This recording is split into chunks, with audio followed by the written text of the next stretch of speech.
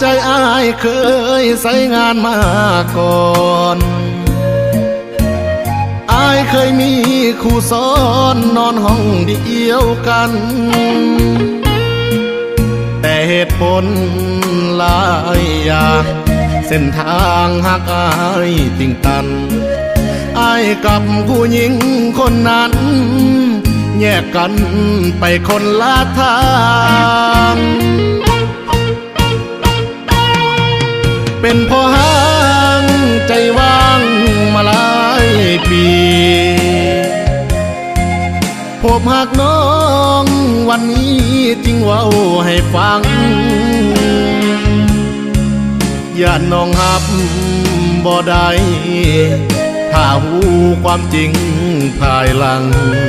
น้องยังเป็นสาวเป็นนางอ้ายเป็นพ่อห้างมีข้อเสีย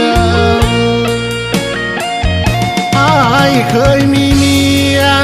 แต่เสียเขาไปหลายปีหากน้องบ่ตียินดีอยากมาเป็นเมียช่วยเติมหัวใจของอ้ายที่ยังขาดเสียถ้าหากได้น้องขอเคี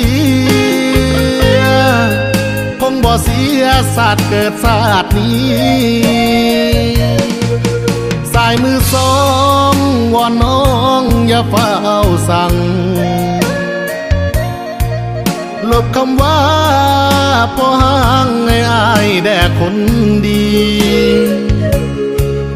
อายขอสัญญา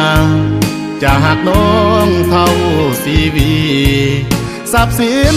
ทุกอย่างที่มีจะให้คนดีแต่เพียงผู้เดียว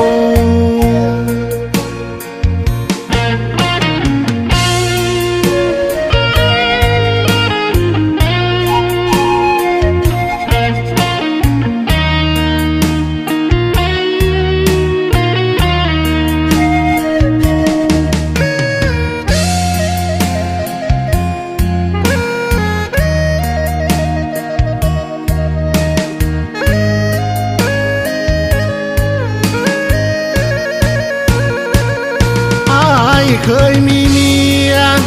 แต่เสียเขาไปหลายปีหากน้องบ่ตียินดีอยากมาเป็นเมียช่วยเติมหัวใจของอ้ายที่ยังขาดเสีย